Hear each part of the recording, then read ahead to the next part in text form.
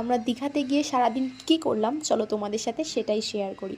তো সকালবেলা সবার প্রথমে আমরা সি বিচ দেখতে বেরিয়েছিলাম, অ্যান্ড সেখানে আমরা চা বিস্কিট খেয়েছি।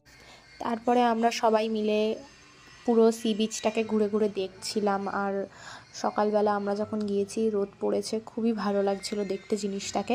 তারপরে আমি আর আমার বোন মিলে এই বালির মধ্যে নিজেদের নাম লেখা করছিলাম, কিন্তু আমার বোন নিজের নাম লিখতে গেছে আর ঠিক তখনই সমুদ্রের ঢেউ এসে পুরো নামটাকেই ওর ভিজিয়ে দিয়ে চলে গেছে, ওরা লেখাটাই কমপ্লিট হয়নি। তো যাই হোক, আমি বোন তো পা ভেজাচ্ছিলাম আর আমরা সবাইকে বলছিলাম না না জল একদমই ঠান্ডা নয়, তোমরাও এসে এনজয় করো।